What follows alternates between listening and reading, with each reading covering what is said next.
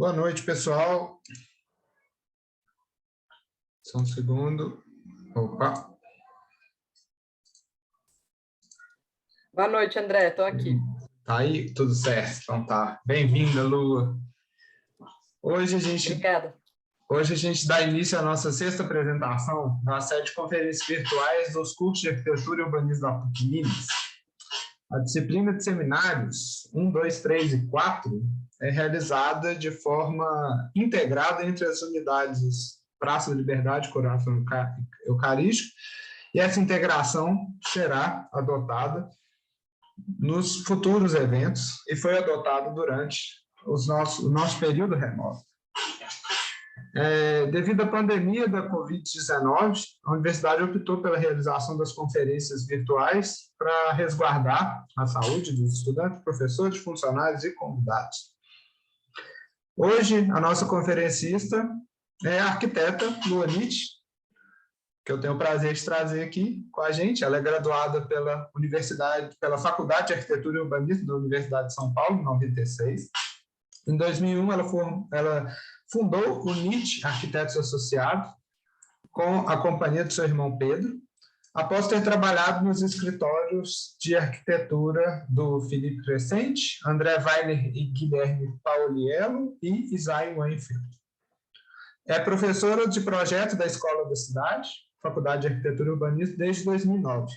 Ela é pós-graduada pela Escola da Cidade no curso Arquitetura, Educação e Sociedade, ministrado em 2014 e 2015. O tema da conferência de hoje é reflexões sobre projetar na cidade e na Mata Atlântica. Lua, é um prazer enorme te ter aqui. Seja bem-vinda, fique à vontade e passo para você a palavra. Boa apresentação. Durante a apresentação, vou pedir o pessoal para deixar as telas e os microfones desligados, e caso seja necessário, você queira mediar alguma coisa, é só me chamar, eu estarei aqui à disposição, tá bom? Boa palestra, muito obrigado, um prazer tê-lo aqui com a gente, novamente. Olá, boa noite a todos. Obrigado, André. Eu que agradeço aí o convite seu, do Fernando. Nossa, eu nem esperava tanta gente, né? Eu estou vendo aqui que tem mais de 130 pessoas aqui na palestra. Eu estou assim ainda meio zonza. Eu cheguei de Dubai ontem. Eu fui para a inauguração do Pavilhão do Brasil, que foi um projeto do Zé Paulo Gouveia, né, que é um arquiteto aqui da FAU, também de São Paulo, junto com parceria com a MMBB, e o meu marido é engenheiro civil e trabalhou no projeto estrutural. Então, por isso que eu tive lá na inauguração a semana passada. Cheguei ontem, estou com um fuso horário de 7 horas a mais, então me desculpem aí se eu não desempenho assim 100%. Mas é um prazer enorme falar para tantos alunos aí, né, que realmente é bem acima da média dos eventos que eu tenho participado, então é uma honra. Eu vou compartilhar aqui um PowerPoint que eu fiz. Tem algumas coisas que eu já venho falando, em algumas palestras tem algumas coisas diferentes. Deixa eu só deixar a tela, é que esse negócio aqui do Zoom está bem na frente.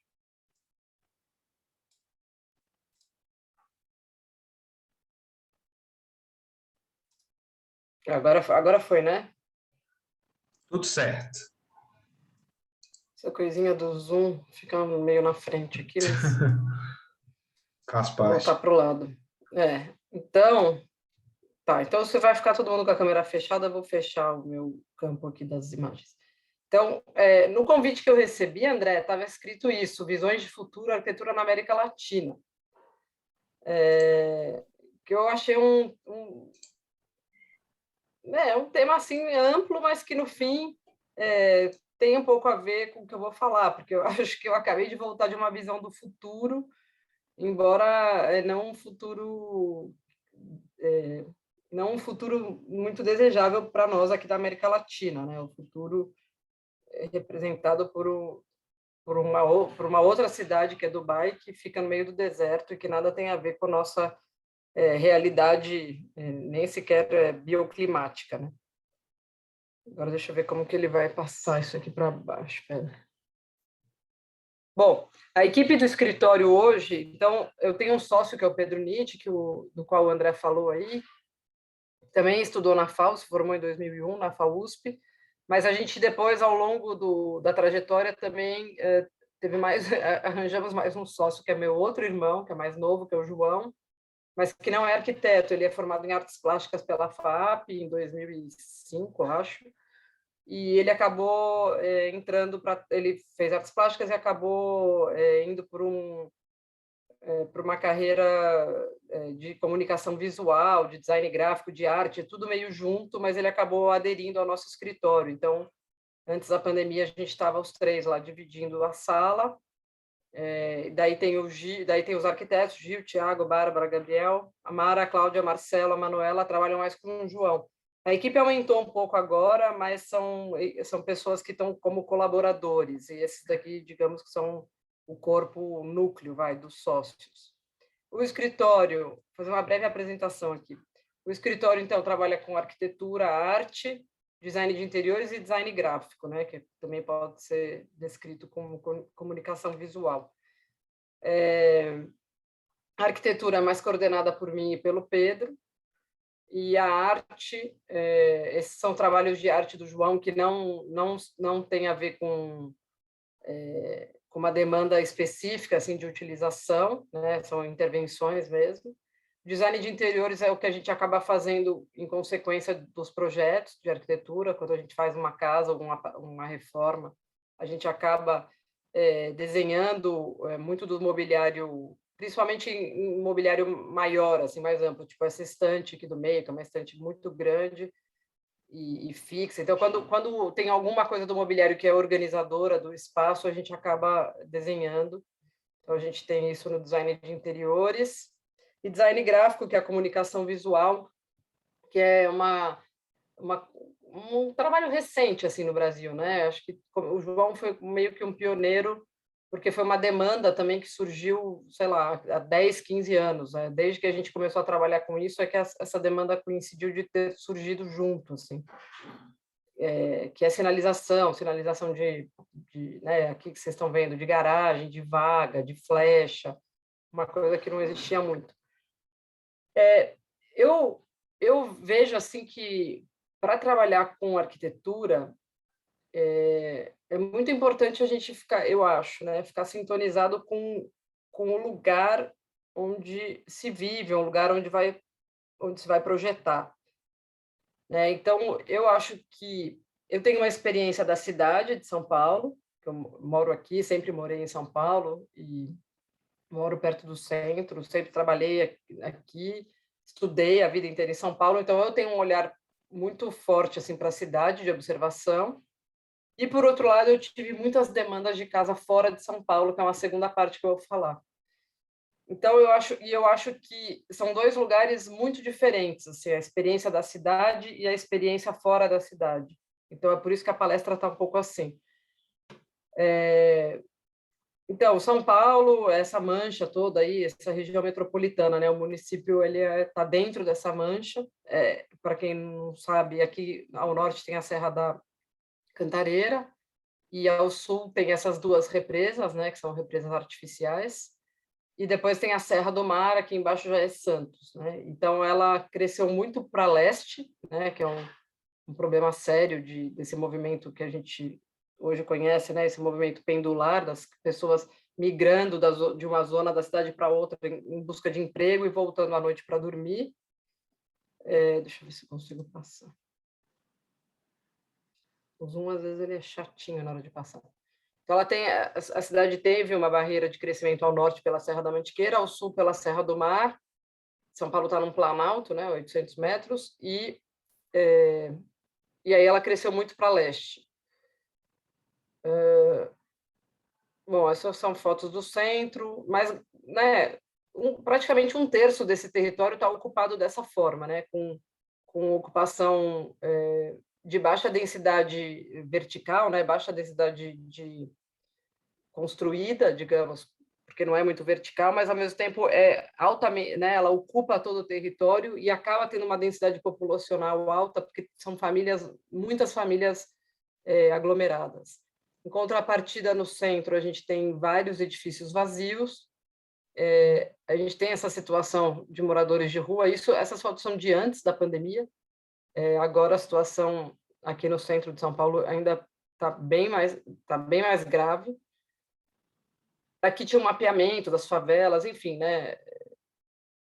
Grande parte das cidades brasileiras, né? Não é nem de São Paulo, são essas ocupações e autoconstruções e ocupações precárias, urbanização precária, né? De infraestrutura.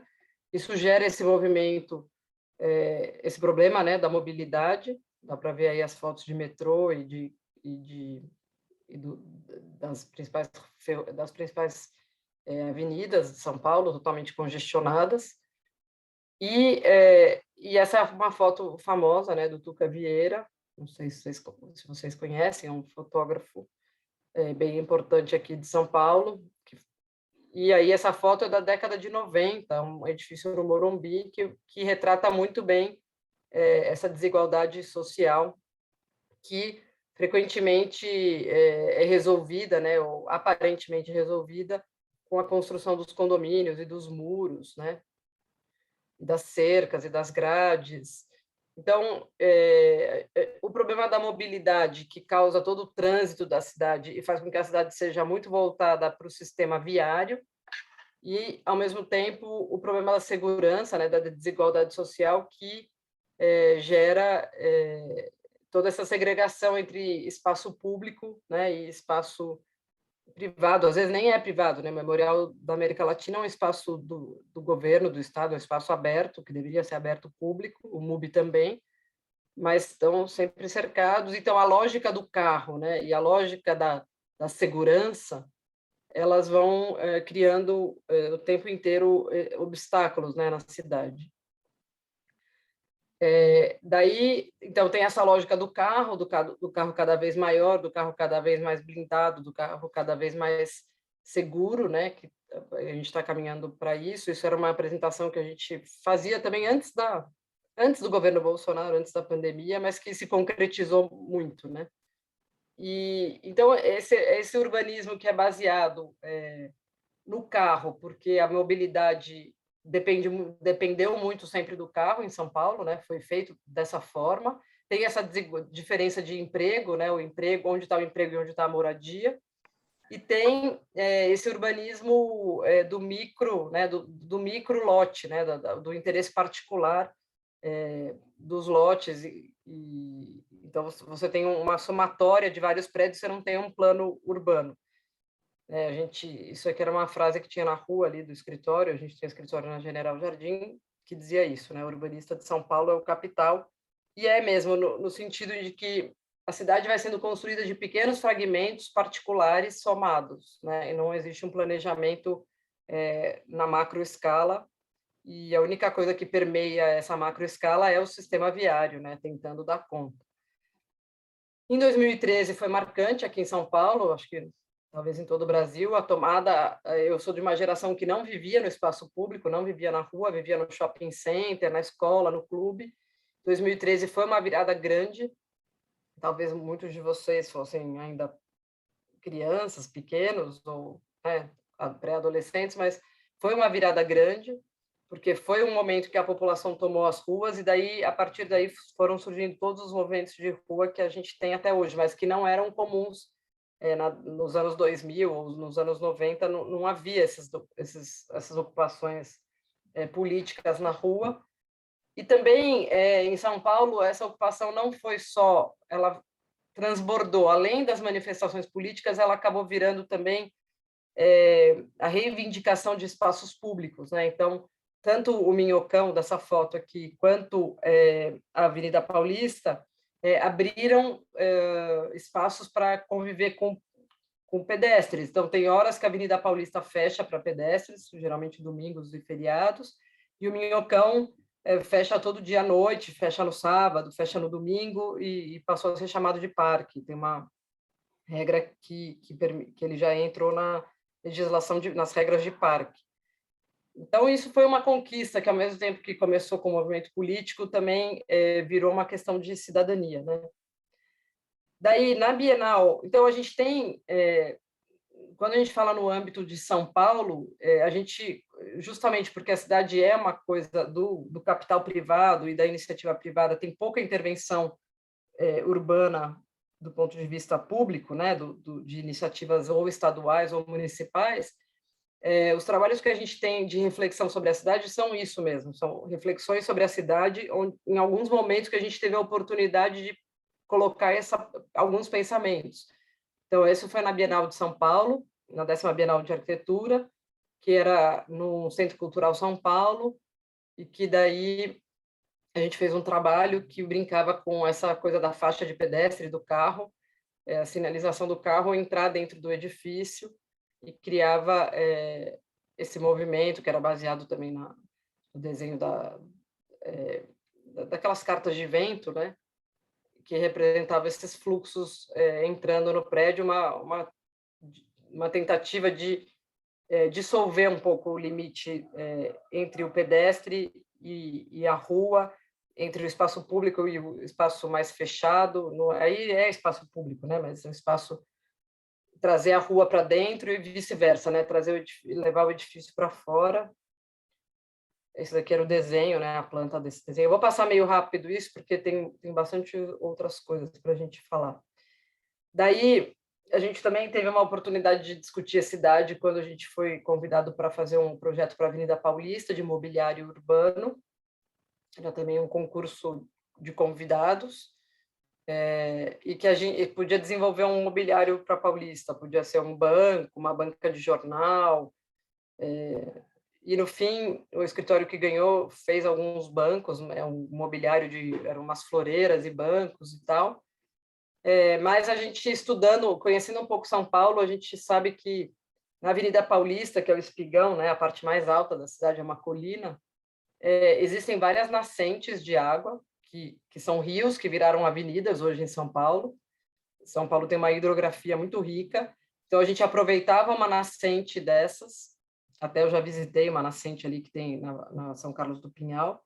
É muito incrível, assim, você escuta o barulho da água descendo morro abaixo, e ao longo desse morro abaixo é uma avenida, tem vários lava-rápidos que se aproveitam da água. Mas, enfim, a Paulista vira um parque aos finais de semana, de fato, ela é muito utilizada, mas ela é um lugar bastante árido e bastante quente, né? Porque ela é tudo asfalto.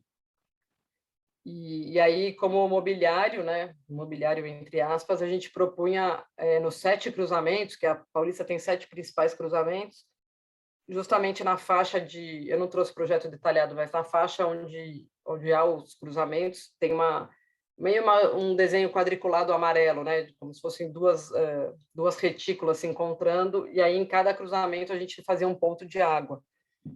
Então, era um jeito de trazer a água para o espaço público e também, né, de uma forma, resgatar também essa ideia da cidade como um lugar de água.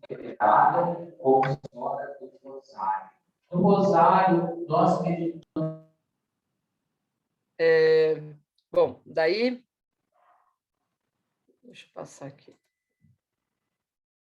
Na virada cultural, a gente também teve um convite para fazer um trabalho no Minhocão, e aí o trabalho era para ser numa das empenas cegas. O centro de São Paulo tem uma quantidade enorme de empenas, porque foi um momento que a legislação mudou, se eu não me engano, na década de 50, e aí deixou de ser possível construir. E também a cidade migrou, né? O interesse urbano da iniciativa, da especulação, foi migrando em direção ao Rio, e o centro deixou de se completar, né? Ele ficou incompleto. Então, essas empenas, na verdade, elas são quase que uma cicatriz de uma cidade que não se construiu plenamente.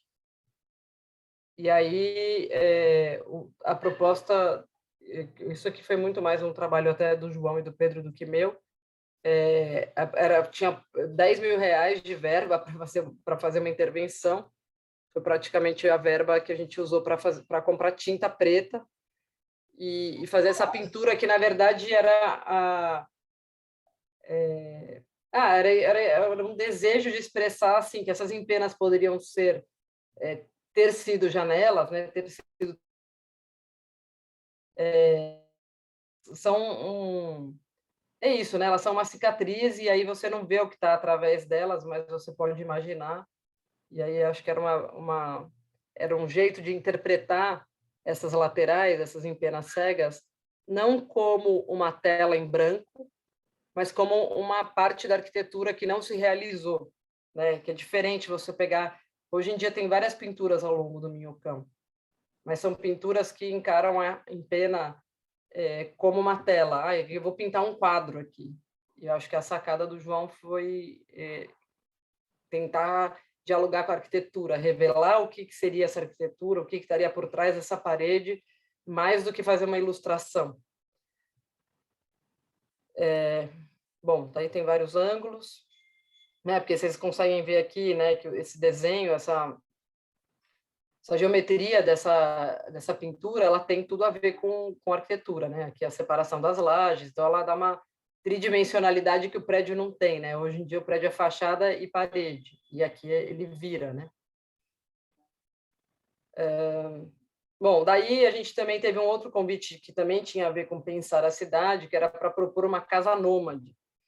E era uma revista chamada, não existe mais, a revista chama Bambu, e essa revista convidou, acho que 10 escritórios para fazer uma reflexão sobre o que seria uma casa nômade, e até eu me lembro que o escritório que ganhou propôs uma casa, que era uma casa num container e que podia ser transportada, ou seja, era tipo um trailer, uma casa no caminhão.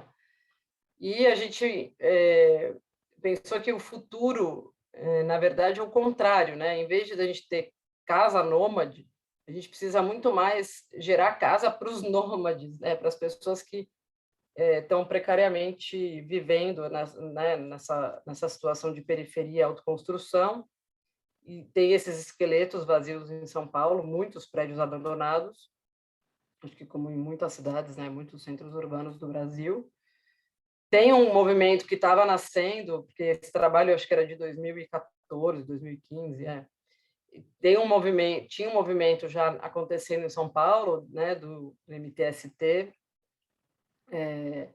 de ocupar os edifícios abandonados e gerar moradia. Tem uma ocupação em São Paulo famosa até hoje, que ganhou muita força, que é a ocupação 9 de julho, virou uma referência. Mas esse era o começo, era quando estava começando a acontecer isso.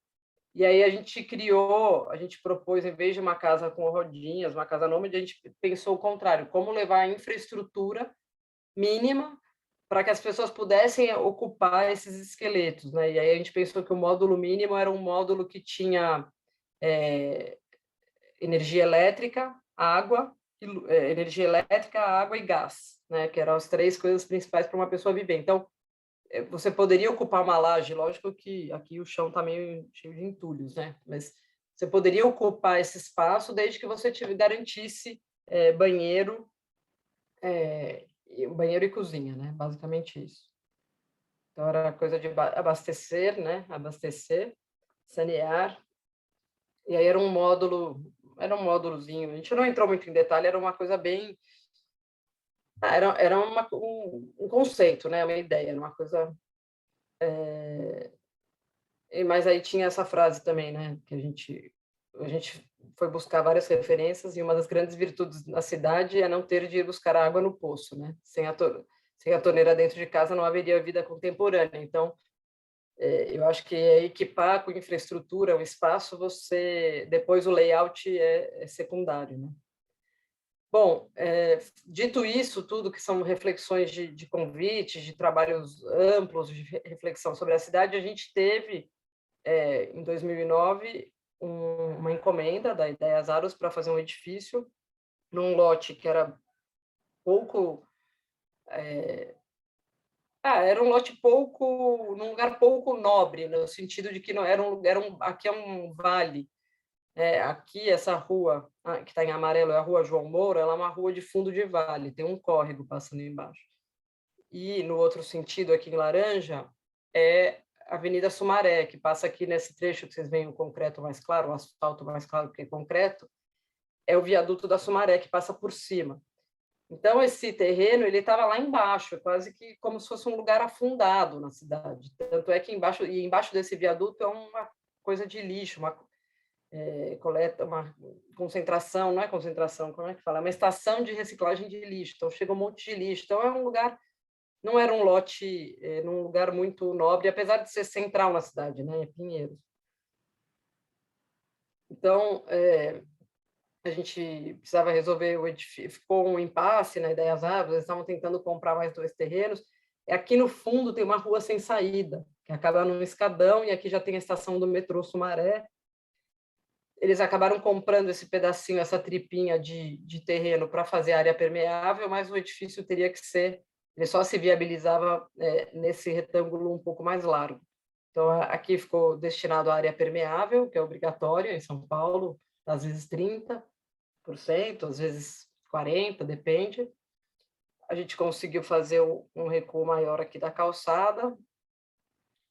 A gente entendeu que essa vista para o viaduto era a relação urbana mais interessante, porque do outro lado tinha um edifício. Então, a gente colocou toda a caixa de elevadores e escada no lado que estava vizinho ao edifício, para liberar a outra fachada. Então, e a gente ia fazer esse diálogo, né, de quem está passando no viaduto e quem está trabalhando no edifício. Então, ele é um prédio não muito alto e ele tem esse terraço aqui nessa cota, que é a cota da rua que vem lá de trás, que é desse jardim verde, é uma cota bem mais alta. Esqueci de falar isso. A João Moura, se ela for o 0, essa cota verde aqui é tipo mais 12, assim, 3 andares acima. Então, esse andar mais alto que vem lá da rua da Cristiano Viana, que é a rua sem saída, a gente optou por deixar ele como um andar livre, como se fosse um térreo elevado. Então, ele é um térreo que permitiria uma conexão. Quem chega por cima, na estação Sumaré do metrô, poderia entrar por trás, aqui pelo jardim, atravessar esse térreo livre e descer ou subir. Então, essa era aqui nesse corte dá para ver bem. Aqui no fundo, ó, é a cota 111, e aqui embaixo seria a 100. Na verdade, o edifício está na 113, está 13 metros acima aqui da rua.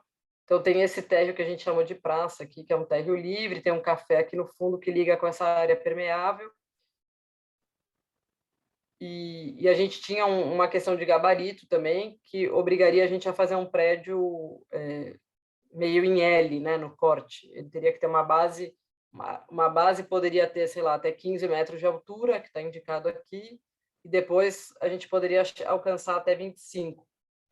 Mas para não fazer esse desenho, né, que era um pouco estranho desse prédio em L, a gente optou por criar esse escalonamento e foi adaptando os terraços dentro desse limite aí, desses limites de gabarito. Na verdade, um limite, né, que a gente recortou e transformou num escalonamento. Aqui na frente tem esse alargamento da calçada. O prédio é todo modulado em 1,25, que é um edifício comercial. Aqui é o térreo elevado, que é essa praça que aqui vira um mirante para a rua.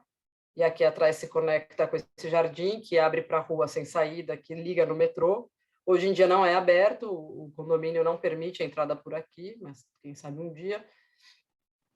E aqui está um estudo das fachadas, né? Aqui está espelhado as duas fachadas, que foi quando o João começou o trabalho dele, ele tinha acabado de se formar em artes plásticas, ele entrou no escritório para ajudar a gente a resolver as cores dessa fachada, que a gente já sabia que ia usar um painel pré-fabricado e, na verdade, uma fórmica de fachada, e que teria várias cores, e a gente pediu para ele ajudar a gente a definir como organizar as cores, porque eu podia fazer um painel ou todo vermelho, ou todo branco, ou todo azul, ou quadriculado, ou xadrez, ou listrado, né?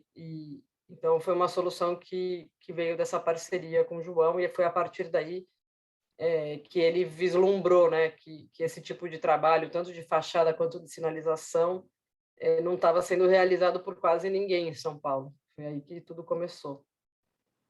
Aqui algumas imagens da obra. Essa esse desencontro, né, digamos, entre as janelas tem a ver com a regra dos bombeiros em São Paulo. Você não pode, de um andar para o outro, você tem que ter uma compartimentação, então, ou uma aba, ou uma varanda, ou uma parede, né? Uma compartimentação de 1,20.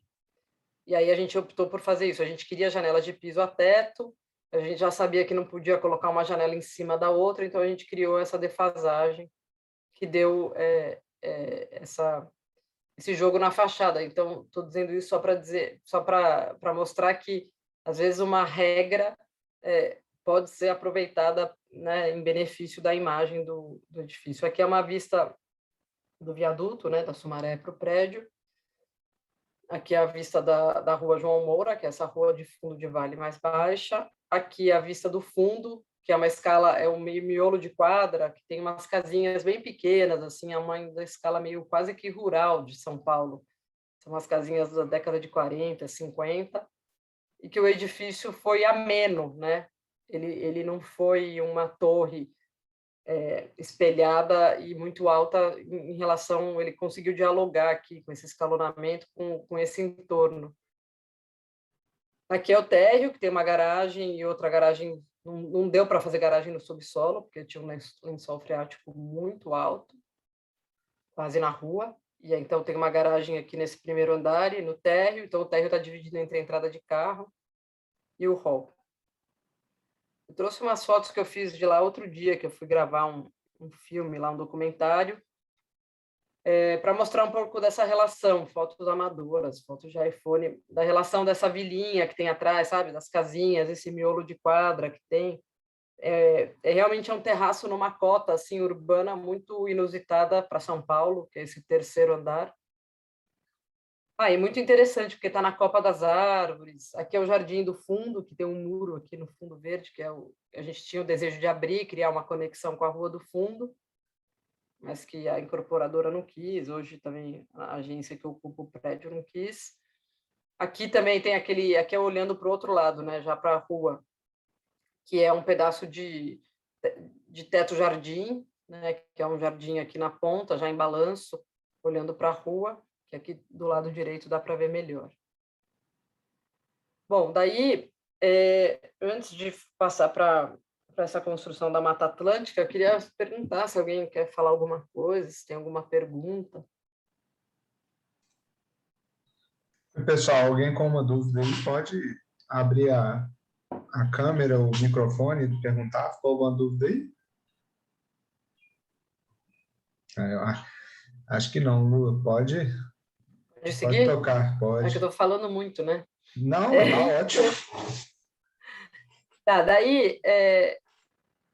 Então, construção na Mata Atlântica, né? Como construir no bioma mais devastado do Brasil? Não sei se vocês estão familiarizados, assim, eu fiquei recentemente cada vez mais interessada nessa questão dos biomas, né? E o Brasil tem 6 biomas. A Amazônia, que é esse verdão, né? Pelo menos a gente está tentando manter, né? Vamos ver. Ou não está tentando manter, mas existe, por enquanto. Aí tem o Cerrado, né, que ocupa esse coração aqui do Brasil, onde pega Brasília, Goiânia, metade aí de Minas. Tem a Caatinga, que é quando o Cerrado vai em direção já ao Nordeste, né, ao mar.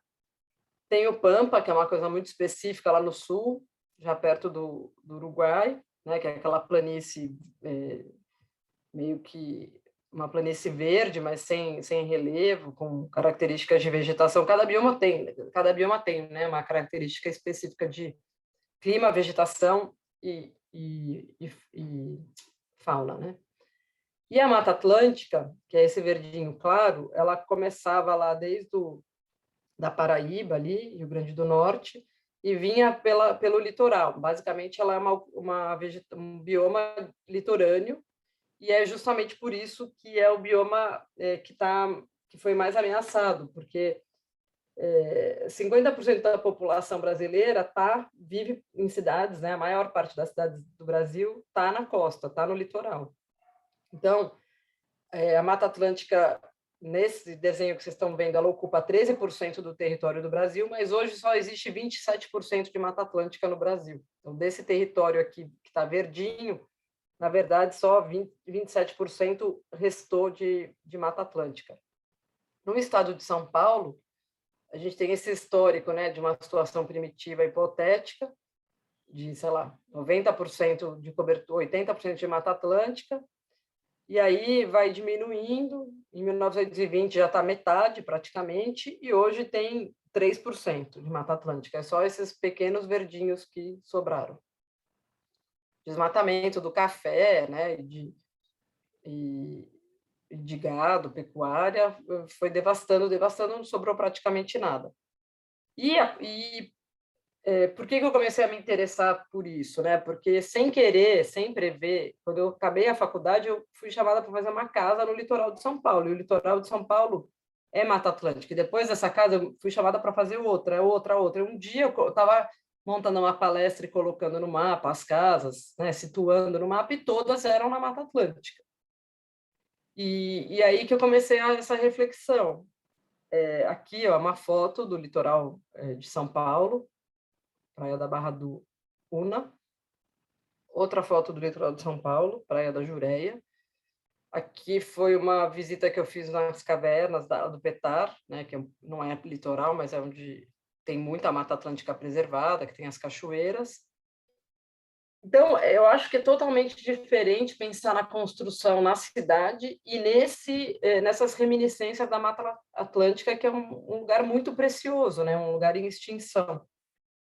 Então, na cidade, eu acho que a habitação, a construção sustentável, ela tem a ver com verticalização, né? Com pavimentos amplos, com flexibilidade de uso, com conexões e com uma imprevisibilidade futura, que você tem que talvez abarcar na arquitetura e falar, não sei o que é o João Moura, está alugado para uma agência de publicidade. Mas a gente não sabe, né, o que vai acontecer com esse edifício daqui a 50 anos. Então, foi legal pensar que ele pode ter um térreo livre, que esse térreo faz a conexão entre duas ruas, que liga uma estação de metrô com uma rua de baixo. Então, que ele potencialize as conexões na cidade e no miolo de quadra também.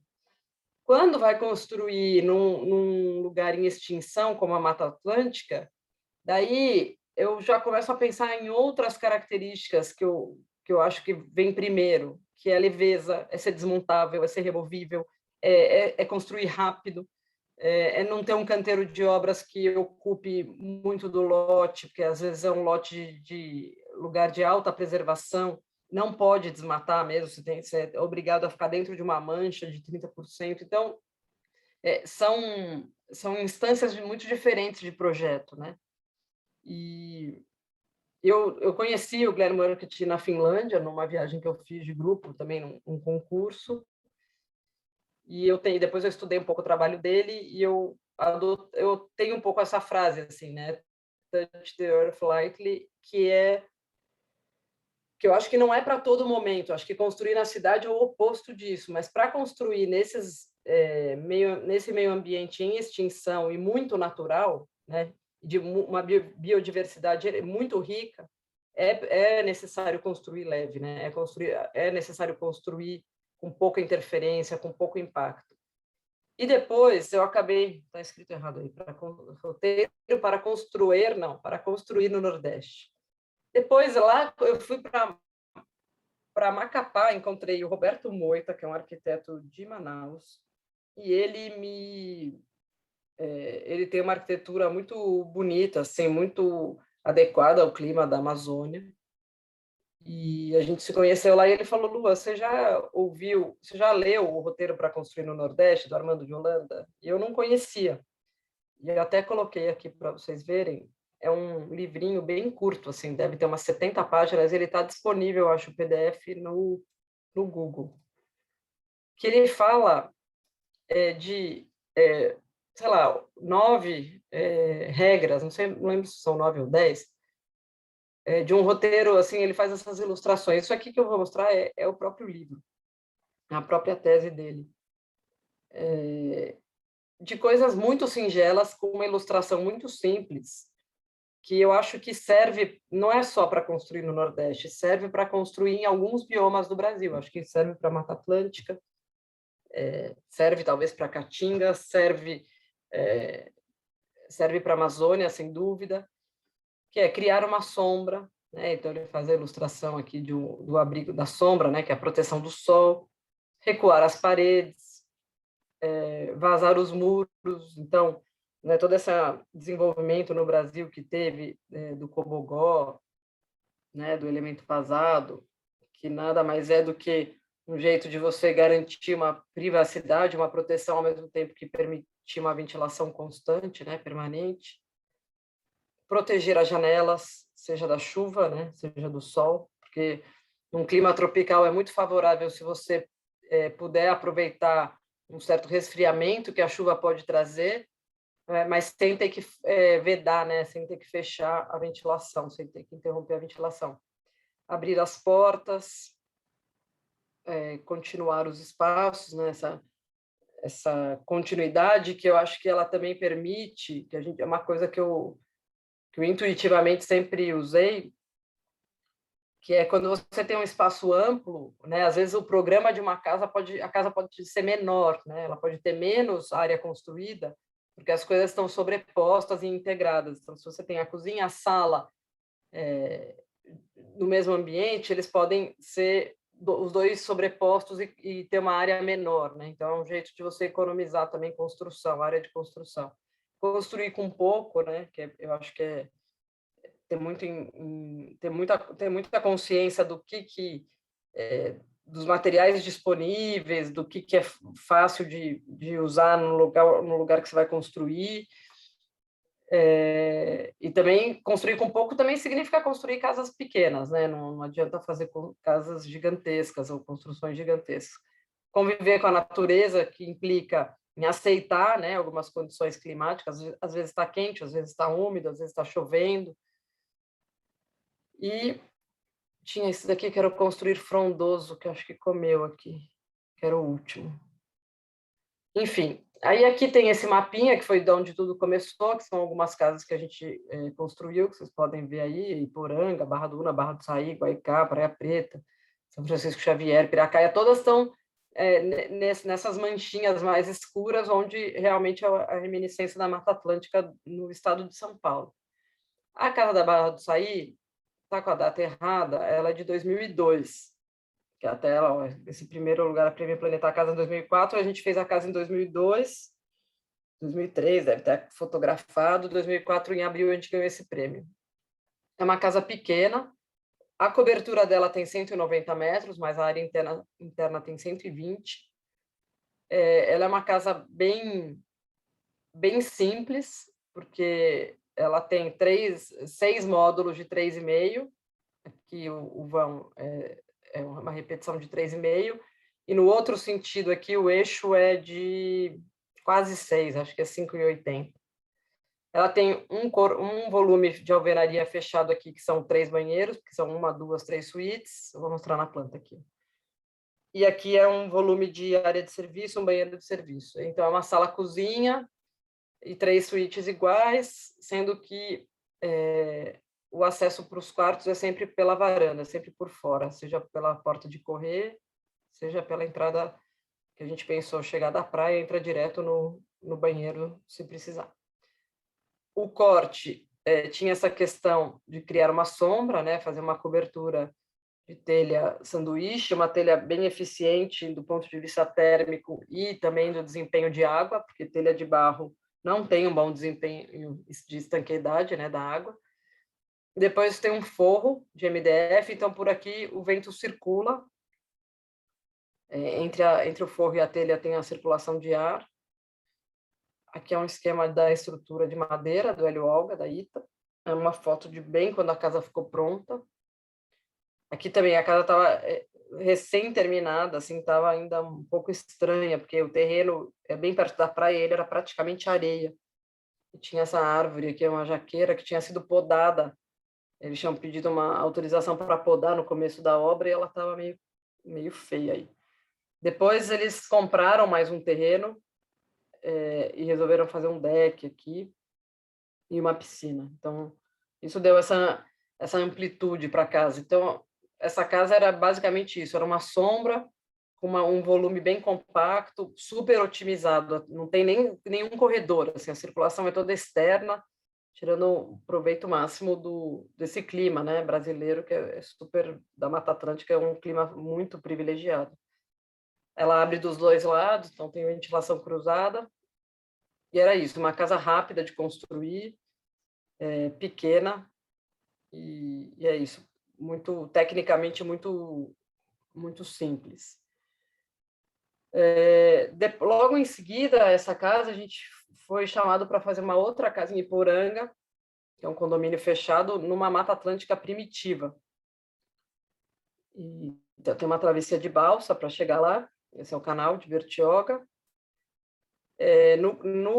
Nesse litoral também tem algumas pontes que eu fotografei, que eu acho que inconscientemente elas estavam no meu imaginário quando eu pensei no projeto dessa casa. Esse foi o primeiro dia, né, a visita ao lote, era uma mata densa. Na verdade, eu continuo visitando lotes, assim, continuo fazendo casa nesses lugares, e a primeira impressão que dá é que, putz, por que a gente vai fazer casa, né? Por que você dá vontade de falar para o cliente? Por que você comprou casa aqui? Por que você comprou esse terreno? Por que você vai desmatar para construir uma casa? Dá um pouco de dó. Mas o fato é que daí você tem que pensar em estratégias, né? Então, em Iporanga, a estratégia foi, não sei se tem um diagraminha aqui, a gente tinha que verticalizar, porque ele queria uma casa grande, a gente queria desmatar o menos possível. Então, na verdade, o que determinou a mancha de ocupação foram as 5 suítes que ele queria num andar só, que ficaram no superior. O que sobrou embaixo virou o térreo, área social de sala e cozinha, e como o terreno era em declive, embaixo da casa ainda sobrou uma área, né, porque a gente fez o térreo nivelado com a rua, um térreo obviamente plano, né, então sobrou, pela declividade do terreno, sobrou uma parte ainda embaixo que virou área de serviço.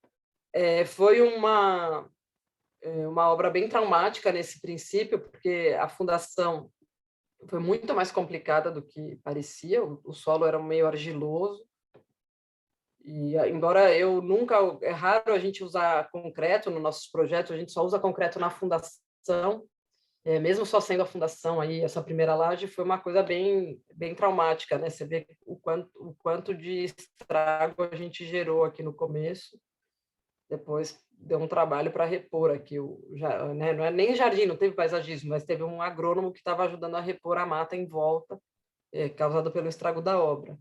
Mas aí, uma vez que a gente concretou a laje, tem 4 pilares desses da fundação que sobem, né, que são esses redondos, aí entram 2 vigas metálicas para vencer um vão grande, e depois entrou uma estrutura de madeira do Hélio Olga da ITA. Então, aqui o que vocês estão vendo é o térreo e o início da construção do segundo andar. Aqui o segundo andar já está coberto. Aqui, esses croquis deviam estar no começo, mas foi isso. A gente tinha que botar 5 suítes, colocamos num volume em cima, que já virou a cobertura de um possível térreo que a gente desejava que fosse no nível da rua. E aí embaixo sobrou essa área de serviço, não é tudo que é ocupado nesse pavimento de baixo, é só uma parte.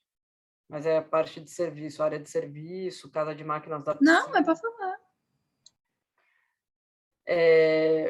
Bom, e daí o sistema construtivo foi um pouco isso, uma caixa de madeira aqui pré-fabricada, o térreo não tem muita construção, né? Na verdade são os pilares e o caixilho de vidro, e embaixo a gente usou um elemento vazado para fechar algumas áreas de serviço. Esse foi o croquis da primeira apresentação, e aqui as fotos, e o fechamento aqui do segundo andar é basicamente vidro, do outro lado tem os caixilhos, e quando não é vidro é placa cimentícia. Aqui é o térreo, aqui o desejo era isso, né? Fazer uma coisa muito transparente que ficasse realmente envolvida pela Mata Atlântica, né? Proporcionar esse convívio intenso com essa mata, com essa natureza. E a gente conseguiu preservar muitas árvores. O terreno era grande, o terreno tinha 1.200 metros, a gente só ocupou 300. Mas aí você vê que o partido, né, a solução foi completamente diferente da Casa da Barra do Saí, que era um módulinho lá, uma uma casa pequena térrea, apoiada direto na areia. Aqui era uma outra situação, onde a gente teve que verticalizar. E daí, na Casa da Praia eu trouxe 3 casas que são na Mata Atlântica, mas são em circunstâncias diferentes. Um terreno plano perto da praia, um terreno em declive já inserido na mata. Esse terreno da Praia Vermelha é um terreno em aclive, também numa mata fechada bem densa. E aí foi um momento em que, lembrando, né, tendo essa experiência da Casa de Poranga, eu falei, putz, eu não quero envolver concreto nessa obra, vamos tentar fazer tudo de madeira. Então, a gente fez, e a casa era menor, então é uma casa compacta, parece a casa da Barra do Saí, só que ela é suspensa, ela é toda de madeira, e o que sobra embaixo dela é um pavimento que eles usam para acesso dos carros, garagem, e é um espaço quase que um bônus, né? Uma coisa que você ganha. Você suspende a casa, você ganha um espaço embaixo que não é super construído, é um espaço aberto, vazio. Aqui são as fotos da construção do LO, que é feito em eucalipto, né, laminado. E aqui a casa pronta. Aqui embaixo, esse volume de elemento vazado, a gente tem um depósito, tem um chuveiro, assim, para chegar com as coisas da praia, tem uma área de serviço. Então, não tem muita porta e é todo feito com elemento vazado, uma alvenaria baixa que não chega no teto, permite essa ventilação. Aqui é uma área que, às vezes, eles param os carros, às vezes fica aberto, as crianças usam. Tem uma escadinha aqui de madeira e a casa mesmo é um térreo. São 4 suítes. Desculpa, mentira, não são 4 suítes, são 4 quartos com um banheiro em cada ponto. Então, são 2 banheiros e 4 quartos. O quarto a gente usou a modulação de 3, então é um quarto que resulta com 2,80. É bem compacta essa casa, é bem legal. O caixilho de alumínio é aplicado por fora da estrutura de madeira. E na lateral a gente tem um fechamento aqui de telha de policarbonato, que passa uma luz aqui. Em alguns lugares tem umas aberturas nas 2 laterais, mas protege bastante da chuva, da umidade, porque Ubatuba, onde fica essa casa, é muito, muito úmido. E aqui é o sistema, aquela coisa de ganhar um espaço, né? O quarto não tem varanda, mas ele vira uma varanda a hora que você abre essas telas, né? Aqui é uma tela que é mosquiteira e, ao mesmo tempo, fecha um pouco da luz e da privacidade. Mas quando você corre essas folhas de vidro, também você fica com um guarda-corpo, então é como se você estivesse numa varanda. Aqui é a lateral de policarbonato, que a gente acabou abrindo essa janela quando a gente visitou a obra, porque aqui era para ser parede, mas aí, em visita à obra, a gente descobriu que nesse andar, né, que a casa está, nesse térreo elevado, a vista da mata do verde era muito legal. Então, e essa é uma vista lateral da casa.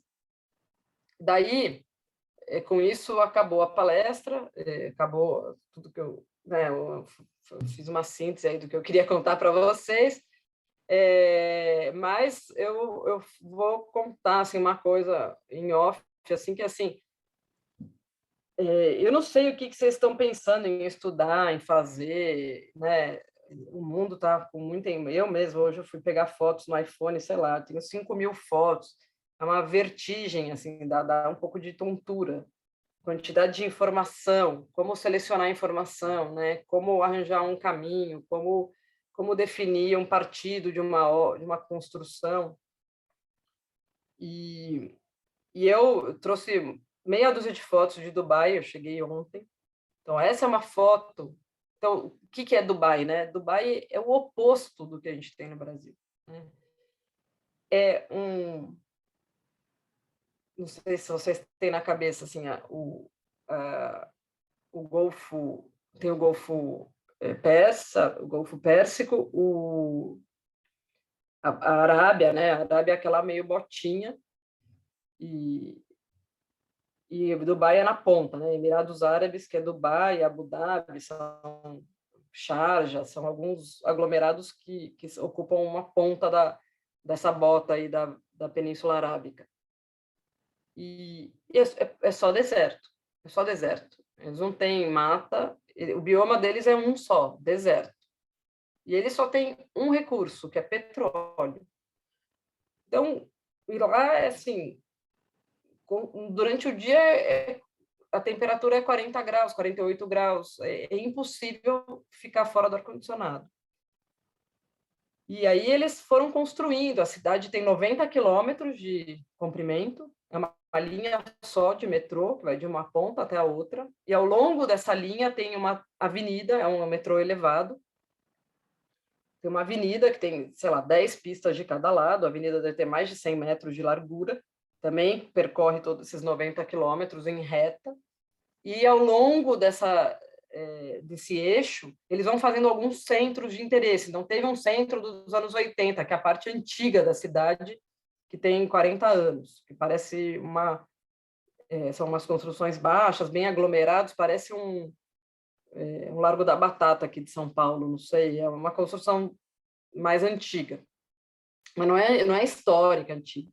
E depois vai tendo centro financeiro, onde tem a Burj Khalifa, que é aquele edifício mais alto do mundo. Aí tem a Marina, que é os 7 quilômetros de braço de mar que eles trazem para dentro, fazem um monte de edifícios de arranha-céus em volta desse canal de mar que entram os barcos pelo meio. Aí tem essas palmeiras, que é o contrário, eles aterram o mar, né? Em vez de trazer um canal de água para dentro, eles aterram, fizeram esse aterro em 6 anos, e é uma cidade feita nesse aterro de mansões, assim, com praia. Tem um anel aqui em volta, que aqui tem um mega hotel, que daí tem mega hotéis aqui nessa frente, e parques d'água, não sei o quê. Então, por exemplo, esse mega edifício que está ficando pronto agora é já em cima desse aterro, nessa perimetral desse aterro aí das Palmeiras, que é esse prédio aqui, chama Atlantis, que é gigantesco, estava em obras agora, é uma coisa assim indescritível o tamanho do prédio. Cada quadradinho desse aqui é um apartamento. É uma coisa que só vendo ao vivo dá para entender. Aqui é um conjunto de prédios em Abu Dhabi, um hotel, que é esse hotel que tem essas escadarias aqui. Aqui tem um prédio todo de vidro de cor de cobre, assim. Essa daqui é a torre, né, de Dubai, que é a Burj Khalifa, que tem 180 metros de altura, acho que uns 800 metros, 180 andares, uns 800 metros. Essa é a vista de cima, né, da Burj Khalifa. Eu não fui no andar mais alto, para subir no andar mais alto era tipo R$1.000. Então a gente foi até o terraço do 124. Esse é o maior shopping center do mundo, mas vocês estão vendo que em volta aqui é tudo areia. É areia, areia, areia, areia. Aqui é como se fosse uma piscina descomunal gigante, um lago artificial de água de piscina tratada, que aqui são as fontes, né? Esses desenhos em preto aqui são todos os mecanismos de fonte. Esse é o Museu do Jean Nouvel em Abu Dhabi, que é o Louvre, que também é uma construção gigantesca, essa cúpula, que são várias camadas de aço que formam essa sombra e esse rendilhado aí, parece uma trama de crochê, assim, uma trama meio árabe, só que é a sobreposição de várias tramas. Tem, quanto que era que a gente tinha visto lá? Era tipo 140, 150 metros de diâmetro. E aqui nesses volumes brancos são as salas de exposição. Então, só para dizer assim que é muito importante assim, que a gente não traga parâmetros de cidades que são feitas em outro contexto, com outro tipo de clima, com outro tipo de investimento, são outros... são de realidades muito diferentes e a gente não pode usar essas coisas como parâmetro, mas não é porque não pode, porque é uma regra, é porque não faz sentido. Porque, para mim, Dubai até que fez sentido, porque eles têm petróleo, têm dinheiro e não tem nada, só tem areia. O que você faria se você tivesse um país que é pura areia e 50 graus? Né? É meio um destino ruim da humanidade, né? Pensar nesse resultado formal, urbanístico, por outro lado, ele até que faz sentido diante do contexto local ali, né, da escassez de tudo, causa muito impacto ver todas essas construções no meio do deserto, né? É uma capacidade assim técnica incrível. Eu não sei se é o melhor caminho, mas com certeza não é o nosso caminho. A gente tem uma riqueza de biomas, uma riqueza de vegetação. Eu cheguei em São Paulo, assim, qualquer mato eu já estou achando lindo, porque lá não tem, não cresce nenhuma planta, é uma superfície quase que lunar ou de Marte. Então, eu acho que se a gente olhar, né, observar ao nosso redor, olhar para o clima, olhar para a cidade, olhar com atenção, a gente consegue encontrar o caminho no meio desse caos, sabe? Na hora de projetar que tem aquele vale tudo. Ah, então vou fazer umas caixas, então vou empilhar, então vou fazer em balanço. Não, o projeto não pode começar assim, né? Onde eu estou, qual é o clima, quais são os recursos que eu tenho, quem vai fazer a obra, para quem vai, né, quem que vai construir, porque aqui em Dubai também tem isso, né, construído por escravos do Paquistão. Então, isso aqui eu trouxe só porque, apesar de ser uma realidade muito diferente, ela, na verdade, vem para confirmar que não é aqui que a gente quer chegar, né? Não é esse o caminho. Então, às vezes, você ampliar muito o horizonte é útil para você selecionar depois aquilo que interessa. Bom, mas era isso, já falei demais.